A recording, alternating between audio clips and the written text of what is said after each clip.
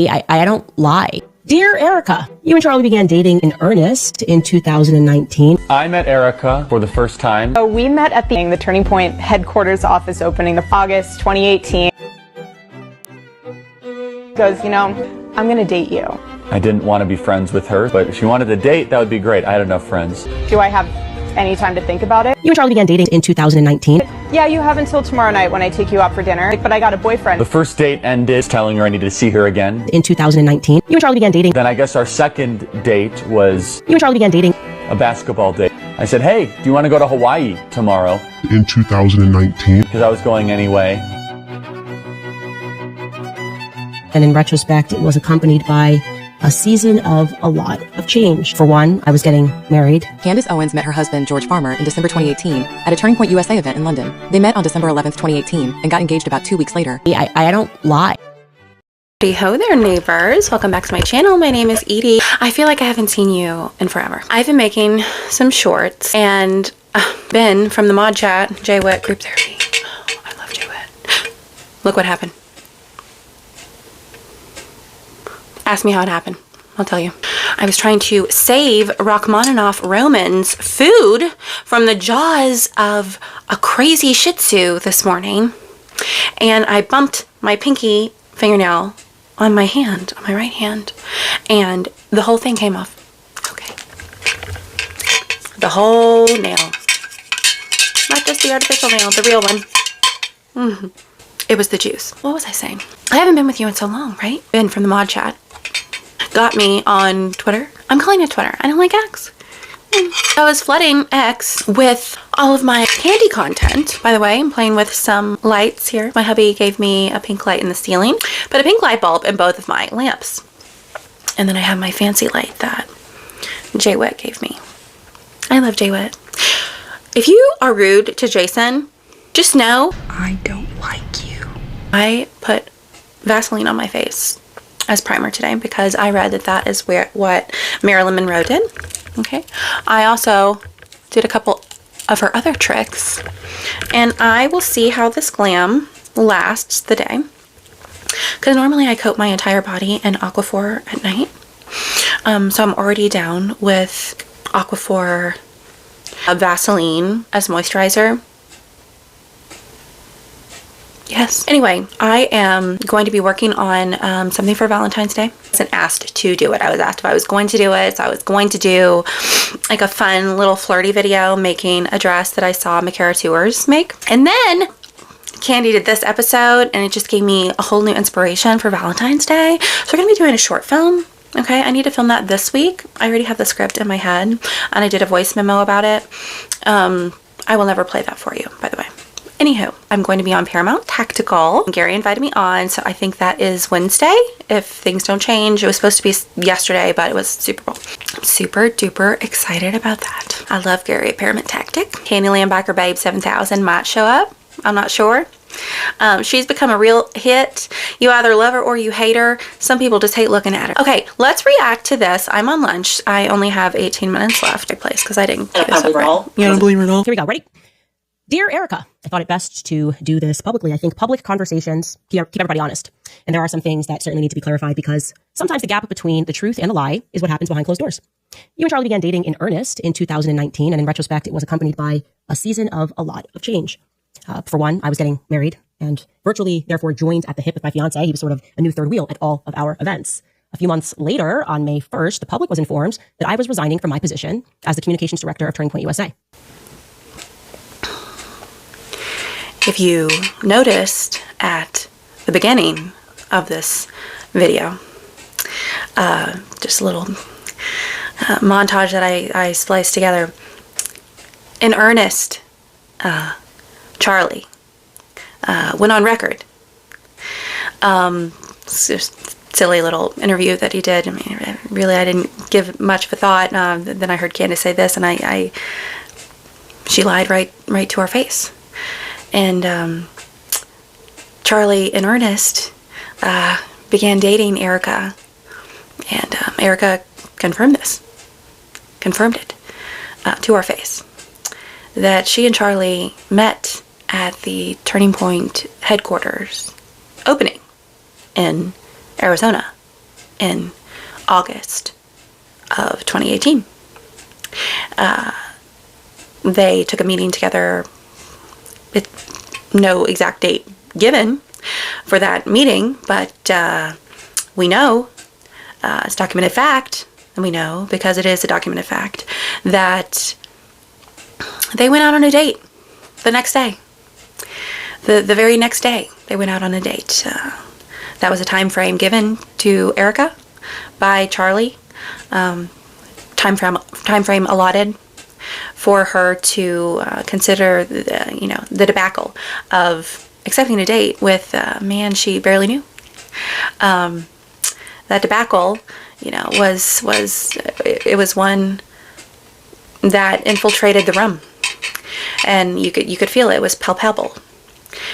Anyway, that dinner that they went to the night after the meeting at Bill's Burgers.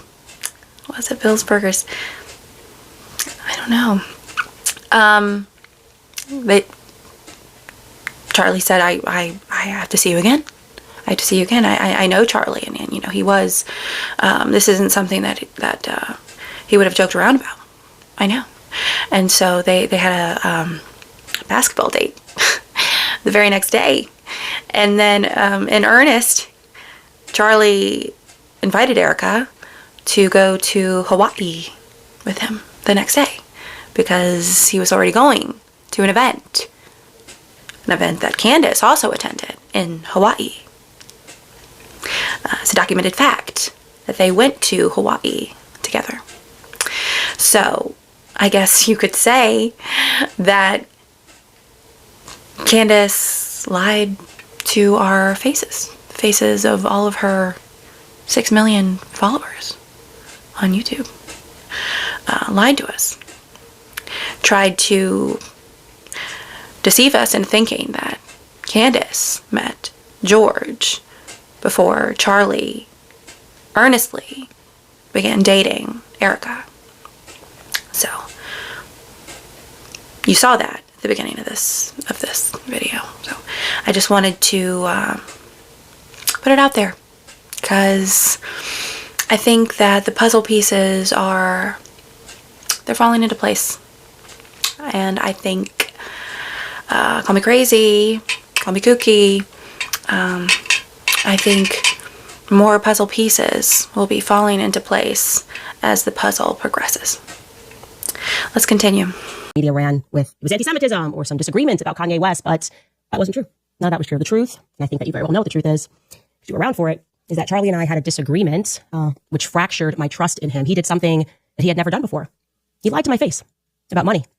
Now, in retrospect, I believe that the manner in which I discovered the lie might have been by design, but there's no need for us to delve into conspiracy when the facts are plain enough.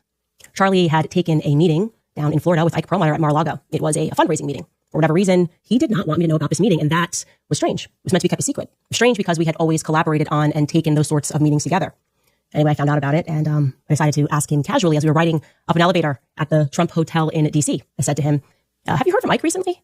And he looked me right in the face, just as he was getting off on his floor. And he said, no, I haven't. I haven't heard from him in like 2 weeks.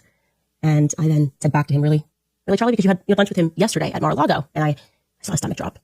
His entire face.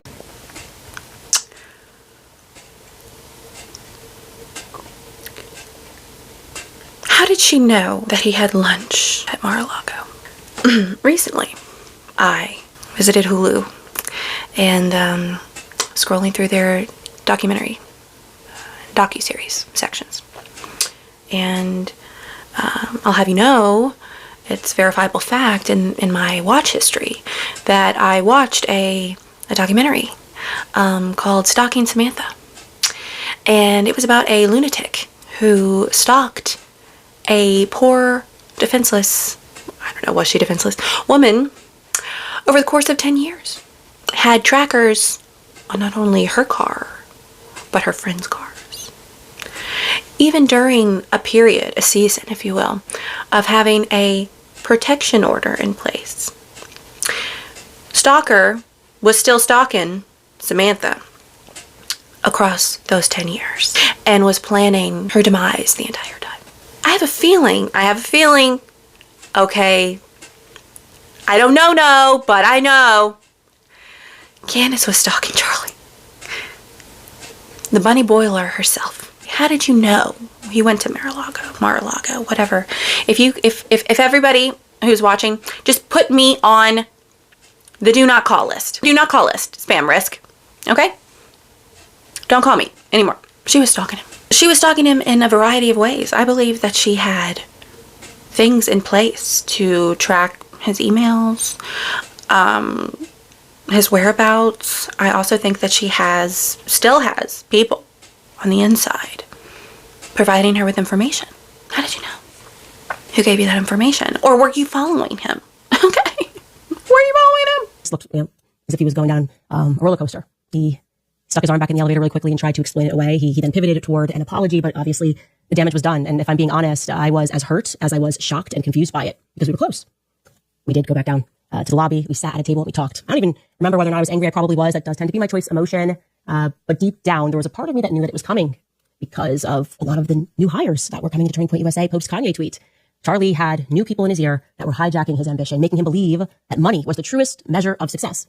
Charlie was a brilliant fundraiser. Everybody knows that, but he was also young. He was naive to what the wrong money could invite into his life. And I warned him. I warned him in that restaurant. I warned him specifically about Stacey Sheridan. Everything about her made my statement. Candace specifically. Do we not find this to be odd? This whole time, she's made it seem like her and Charlie were best buds, never had anything bad to say about one another. They were still BFFs up until his passing.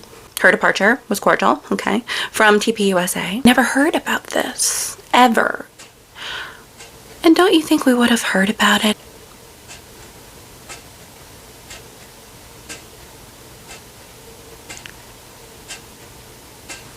I suspected she and Tyler had something to do with it. I also warned him about Schaefer Security and Dan Flood. You can check the text messages because you have them. And now I am left wondering, obviously, if Charlie had heeded my advice, if he would still be alive. I've also come to another realization that I missed at that time. Maybe the newest and the biggest influence in his ear. Who was that, obviously? It was you. You were the newest and biggest influence in Charlie's life. You kind of all arrived at the same time. And you too, Erika, you lied to my face as we sat down in that hotel and we spoke for 4 hours. But I want to be clear, it was different. You see, with Charlie, I could forgive him. We were always like brother and sister. We went on tours thereafter. But you didn't do it, when you lied, you didn't do it out of naivety. You didn't do it because you were young and being pulled into the wrong direction by bad faith actors. Andrew Colvat was never going rogue. You knew that. Every single evil thing that was done to me was done with your blessing. And I consider the onslaught of attacks that I had to endure, they were evil. And you authorized... Oh my gosh, guys. This woman is unbearable. I should have worn my bear suit to make it more bearable. How do you know Erika wasn't acting out of naivety? How do you know she wasn't naive? You said that she was fantastic. You said she was a great person. And you said she made Charlie happy. And Charlie made her happy. And that she knew everything there was to know about Charlie, as a wife does. You said that. Those were your words. And now you're saying that this entire time, she had a diabolical plan for Charles.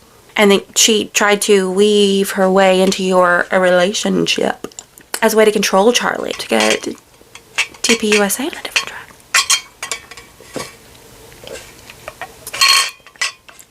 Did everyone see that? You know what I'd like? A black leopard cup. Like this. That keeps my drink warm. If anybody has a link, please put it in the wherever we put the links. This isn't a very good video, is it so far? Shut up. That's all I want to say, is just shut up, Candace. Why didn't we know about this before? You never have mentioned this. You never mentioned the elevator ride at the Trump Hotel. You didn't say that Charlie was being shady towards the end. You never said that. You said that you guys just decided to part ways. You had different adventures on the horizon for you, Candace. That's what you've made it seem like. So who is lying? Hello? When there's one lie, there's one truth. Sorry, I have a pause.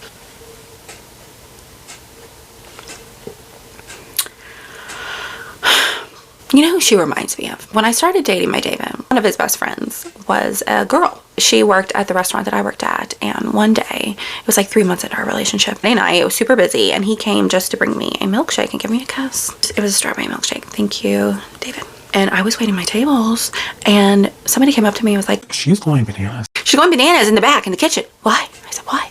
Because David didn't say hi to her. he just came in and gave you a milkshake and a kiss and left. And she's flipping out, saying that she came first. Oh my goodness. Well, that made me chuckle. And I just went about my day thinking, I don't think that she's really upset about this. This can't be right. Okay. Anyway, I was back at the dish pit. I was putting my dishes in the dish pit. She came beside me and she started throwing her dishes in the dish pit. And I was like, you good? And she just kept throwing the dishes and ignored me and walked away. Afterwards, I called David. I was like, what is happening with this girl? And he said she's been calling me and texting me saying, you're ruining our friendship. You didn't even say hi to me when you came in. Boiled bunnier. Boiler bunny. Bunny boiler was she, just like this clown. Bunny boiler. Okay?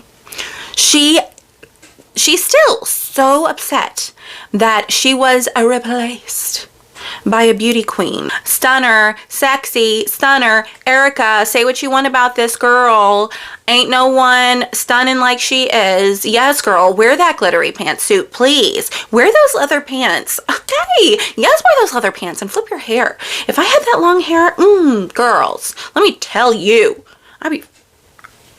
Oh, goodness. High pony, low pony, two ponies. That would be me. Okay. That round cherubic face. Yes, girl. With those sky blue eyes.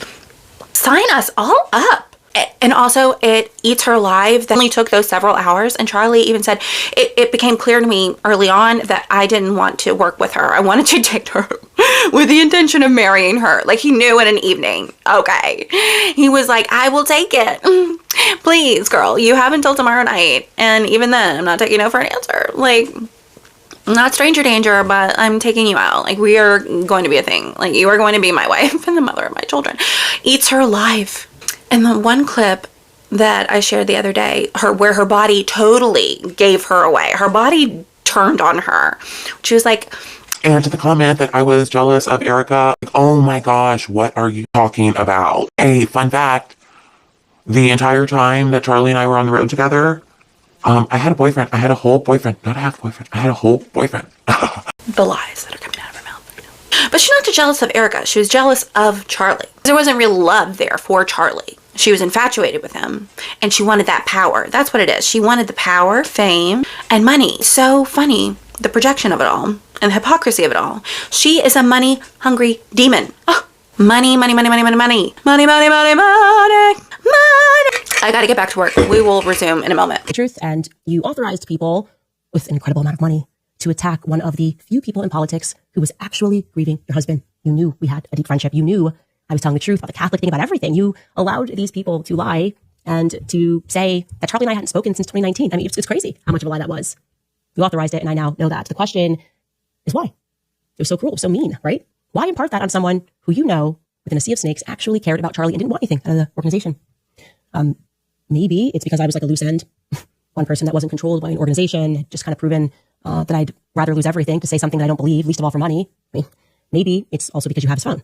And when I revealed to the public that he had predicted his own death in remarkable detail, maybe you went back and you read the rest of those messages, the ones that I haven't yet revealed to the public, because in retrospect, those messages they're pretty terrifying because they're precise and it feels prophetic.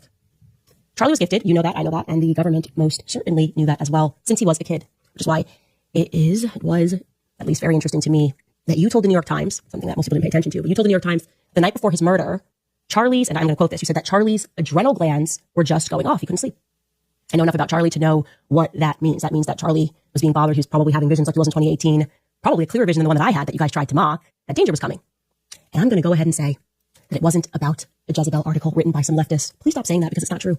I know Charlie, the leftist article didn't upset him in this way. Didn't make him call a priest to pray over him. He thought someone was going to kill him. He did express that in writing, and you did not lose those text messages. You knew that. But Charlie and I spoke a lot about his third eye. That's why that sentence caught my attention in the article. We spoke about the street lamps that would go off when he would run, about the special school that he had to go to. We spoke about a lot of the things that were strange in our childhood, the testing that both of us had to endure. We spoke about the fact that we could both astral project. You know all of this, of course. You have his phone. And how surprised we were when we learned that not everybody does that naturally. Sleep paralysis, you name it. We had conversations about it. And if Charlie's adrenal glands were going off, it was probably maybe for the very same reason that I pulled my kids out of school days before he was murdered, because I sensed danger was coming. And since we are being open, I also want you to know that it struck me as odd when you said in that interview with Jesse Waters that you wanted Charlie to have a good night's sleep. He was so excited. So you sent him to sleep in his daughter's room. You know, it struck me as a little bit backwards. I wanted my husband to have a good night's sleep because of something he had the next day. I'd probably let him sleep in the room, and I would sleep in my daughter's room. I flagged that. I also thought what was interesting is that you said the next morning when he snuck in, he grabbed his wedding band. Again, minor detail, but I asked myself, why was his wedding band off? But enough of speculation. Here are the facts. I now have verifiable proof in writing that Justin Strife and you lied to me. You know exactly who Pierre is. Why did Justin Strife say that he had never heard of Pierre? It's crazy. Justin, why would you do that? Justin, you've met with him. You've personally met with Pierre. Erika, you've met with him in the wake of Charlie's death. I have, again, verifiable proof. So you can call your lawyer. You can spend another $1 billion on PR if you want to. Tell your lawyer to call my lawyer. I mean, you guys certainly have the money to do all of these things. It's not going to wipe away the truth. Okay? The truth is that there was a deal on the table with Pierre, who, yes, is from France, born in France. And that deal was worth billions, not millions, billions, plural, billions of dollars. Just after Charlie was shot, and again, I have proof, Pierre had a phone call with Justin Strife. He also had a phone call with Mr. Don Erika of Turning Point USA down in Tampa. And it was really odd. Somehow, this French man, Pierre, he knew that Charlie was dead before the rest of the world did. How did he know that? How did he know before I knew? Especially because he wasn't yet a donor to Turning Point USA. Why was he given so much priority? Frenchman. I'm interested. I know that after Charlie died, that deal went through. Yeah. I mean, if I'm lying, this would definitely fall within the category of defamation. So, yeah, I'm all in on this one. I'm guessing, by the way, regarding this, Pierre, that this might be the reason that the White House never got back to me regarding the French Foreign Legion being involved with Charlie's assassination. Because, I don't know, there could be a French angle here. Could this be a motive? Could billions of dollars be a motive? I mean, I'll just ask them immediate questions. My question would be, why would a devout Catholic Frenchman be looking to give billions of dollars to an evangelical organization? Is that not weird? Just objectively weird? Gosh, that's a pretty big investment. Just really care about free market capitalism? What's France got to do with college campuses in America? Full stop. The answer, Erika, is nothing. Nothing. And one of the things that when I was a kid, another GATE kids, we've been speaking about the GATE program, when they put you in these special classes, they test you frequencies, sounds, they made us drink fluoride, all the weird stuff. But one of the things that they're especially interested in is how quickly you can put together puzzles. I want you to know that I excelled at that. I was really good at putting together puzzles. I gotta tell you, I think the picture is starting to emerge here. I think I was right. My best guess is that it was Pierre Falcone all along of Angola Gate. We talked about it on the show. France, Israel, the United States. This time it would be Egypt rather than Angola, all working together. Maybe they were getting the band back together to traffic because, there's been a lot of trafficking that just keeps coming up in this investigation. These countries, these satellite of countries, you trying to pretend with your, billions of dollars, got a PR, we can do all of this. And it was so crazy. Oh my God, a little joke about the Egyptian planes, what? Okay. Well, she got really upset. How did he find out that he was dead before I found out? How dare you, Erika, not notify Candace immediately? She should have been notified first, before Erika, correct? Okay, girl. Take several seats. Listen to me. If ever an uppercut was warranted, you guys ever used to play Mortal Kombat? Please see this evidence. Oh, look at that. I never wear a wedding band. These are my hubby's initials. David has actually lost 3 wedding bands. Now, you can take that up with him, Candy. But at this point, David doesn't hardly ever wear a wedding band. Do I care? No. I expect him just to... That's what I expect. So that means nothing. She just threw that in there to hurt Erika, to make it seem like they had a terrible relationship. Like, why was he taking off his wedding band? Were you guys on the rocks? Your relationship, was it on the rocks? Why did Charlie take off his wedding band? Because, girl, not everybody likes to sleep and all of that bling. Okay? Up in here, I'd be taking those rings off. I know people take off their jewelry. And Charlie had beautiful skin. It looked like Erika had him moisturizing. I moisturize my David. I moisturize him head to toe as soon as he comes out of the shower. Honey, come over here and let mama rub you down. If Charlie moisturized, that means that he would likely take off his jewelry so as not to get goop under the rings and the diamonds if they had diamonds in them. Please. People take off their jewelry. What's your point, you idiot? Also, many people venture to a different room if their babies are in the bed with them. They don't want to disturb the babies. And Erika mentioned one time that the way Gigi would sleep is like she would have a foot in her neck. So we don't know how the child was. She was probably starfishing in the bed, And they didn't want to wake her up because they loved her. Your kids are probably in the basement somewhere, rationing. Imagine the fluffy bed that Gigi had. And Charlie maybe wanted to sleep in it. Parents do this all the time. Candace, where are your kids? Are they okay? I don't single out someone's parenting. Don't question their marriage. Don't question anyone's finances unless you want them to question you as well. She's not achieving what she thinks she is. Like, she's just putting a target on her back for people to come at her. People are going to now be investigating her marriage. They're going to be investigating her husband. Why would she want to open her family up to that scrutiny? She doesn't love her own family. If they're even real, again, I still think there's a possibility that this is a Tyler Durden Fight Club situation. Okay. No one is intervening to help this fool. She's making a fool of herself. Verifiable proof that she had meetings and phone calls with, okay, and? Do you have the phone logs? How did you get those? Who is your source? Erika, listen to your friend Dee Dee here. You can go through everybody's email. You can, if they have a work phone, you have the right to get those phone records and go through them. I would just start deep diving everybody. Maybe she's already doing that. I like to believe that Erika's already doing these things, taking these steps. She's already eliminated 5 of the yahoos that are probably corresponding with this snake. And find the other one. But look at the people closest to you and that were closest to Charlie. I really think it's somebody high up that's corresponding with her. Now, there have been whisperings that Erika and Candy are in cahoots together, and this is all just a PR thing. I'm not there. You'll never convince me that Erika was involved in the deletion of Charlie. As I mentioned on Jay Witt Friday Night Lights. Jay Witt had me on Friday. So much fun. Thank you, Jason. Again, don't say anything bad about Jason. I said Erika's either a really bad actress or a really good actress, but she can't be both. Charlie was either really dumb or really smart. He can't be both. Candace talks out of both sides of her mouth. She likes to say that Charlie was part of an X-Men school, and he's a clairvoyant, time-traveling genius who predicted his own death in great detail. But he's also really dumb because he was able to be duped by a blue-eyed, blonde-haired beauty queen. That doesn't make sense, right? It won't. You cannot make sense out of nonsense. And that is nonsensical to say that he had secret knowledge of the future and the past, but was still dumb enough to be fooled by a vixen. This garden tool, whenever she says, I know Charlie, that wouldn't have, girl, you don't know Charlie. This is going to really bother you. Don't know him like Erika knows him. Okay? Please stop. And please stop asking Charlie's wife, widow, to stop saying certain things about her husband. She can say whatever she wants about her husband. That's her husband. When you are married, you are one flesh. So when you are talking about Charlie, you're talking about Erika and vice versa. So please, cease and desist. Stop talking about another woman's husband. Oh, friends, I hope my short film pans out the way I wanted to. Candace has just given us, everybody in Hollywood should just hop on this. This is a great story for Lifetime. Please. This is fantastic. They could get back on track with their Lifetime movie of the weeks. Remember when we used to have movies like A Mother Made Us Sleep with Danger, She Fought Alone, Sweet Dreams. And they had people like Tori Spelling and Tiffany Thiessen and Yasmin Bleeth. And these were movies that you could really sink your teeth into. And now it's stalked by my doctor, stalked by my neighbor, stalked by my BFF, stalked by my boyfriend, killed by my doctor, killed by my BFF, killed by my boyfriend. But now, Lifetime, just jump on this, okay? Because this is good stuff. She's actually crazy. Candace, correct me if I'm wrong, Candace. When did she ever talk about being part of the GATE program and drinking fluoride and being tested and all this and that? The only thing I ever heard about her upbringing was that she was raised by her grandparents because her parents kicked her out and she was a cheerleader. But she never mentioned being in a GATE program, MK Ultra program, high government agency program to test gifted children. Sweetheart. No. You have verifiable evidence that people had conversations on the phone. That tells us nothing. You believe that this is why the White House didn't get back to you. They didn't get back to you because you texted somebody in the White House. You didn't file a report with the FBI. You didn't do a darn thing. You texted and you tweeted.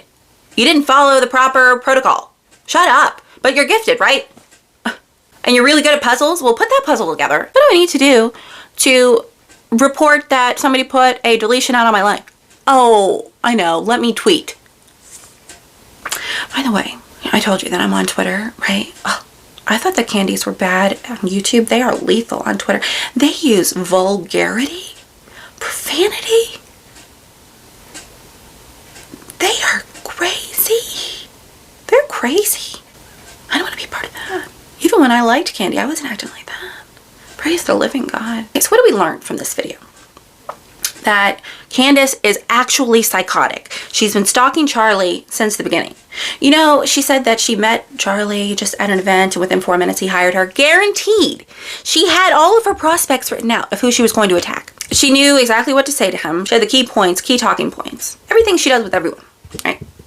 To get into their inner circle. At third eyes, that's occultic, new age witchcraft, okay? Don't be fooled into thinking just because she says she's a Christian that she is one. I was saying that I was a Christian before the Lord delivered me on November 1st, 2020, and I had crystals up in this house.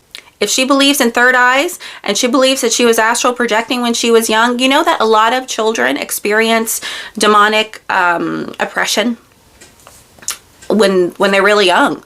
I mean, I can look back because there was so much chaos in my house growing up. So much wickedness in my house growing up, and it was just the foothold everywhere for the devil. Okay, and suffered with night terrors. Some children suffer with sleep paralysis, like she was mentioning. Astral projection is so demonic. So demonic. Talk to anyone who has come out of New Age and occultic practices and witchcraft. All of that is very dangerous. It's real, but it's demonic. It's coming from a different spirit. It's not Holy Spirit. This is demonic. If she's astral projecting still, and she's trying to obtain secret knowledge by speaking to the dead and consulting the dead, mediums, spiritists, trying to interpret omens, it's an abomination in Scripture. People who do those things are detestable to the Lord. It says it. There's no ifs, ands, or buts. There's no spinning it a different way. It's not up for interpretation. But she doesn't know Scripture, so she wouldn't know that. I don't believe that she's even consulting with a priest. She said the other day that she's ungovernable. So she would not submit to any church authority. Can't be governed by anyone, not even her own husband. But I don't think that he even wants to govern her. I think that she's governing him. Okay. She's still got people stalking Erika. She said, we're everywhere and we're watching. Okay, that is clearly a threat and grounds for a restraining order. So Erika, please hop on that. When she said, His adrenal glands were running amok. I know Charlie, he was probably having visions and dreams like he did before. I feel like when they were traveling, if he got the sniffles, she would like turn the lamp on in the middle of the night to rub him down with Vicks Vapor Rub. Let Mama just rub this on your chest. It's going to open your airway. Charlie, I noticed that your eyes were fluttering because I've been here watching you. Were you having a dream? Was I in it? Candace, shut up! Oh, goodness gracious. I've been talking for such a long time. I have to get off of here and go make dinner and spend time with my David. What do you think about Candy Cane and her episode last week? Candies, how can you still defend this woman? She's actually a lunatic. Please don't give her any of your hard-earned money. Turn to the Lord. Jesus Christ, God incarnate, born of a virgin, walked this earth, tempted as we are, but never sinned, completely sinless, took a punishment meant for us on a cross, a sacrifice once for all for the forgiveness of sins. He was buried in a tomb and rose on the third day, and people testified to seeing him. He ascended to the right hand of the Father, where he now reigns. He's coming back one day. He is the way, the truth, and the life. No one gets to the Father but through him. There is no other way. While we were still sinners, Christ died for us. That is something. Don't follow this woman. Mark and avoid her. And Erika, please get a restraining order. Okay, I love you so much. I will see you on Wednesday on Paramount Tactical with Gary. And Candyland Biker Babe 7000 might make an appearance. All right, I love you.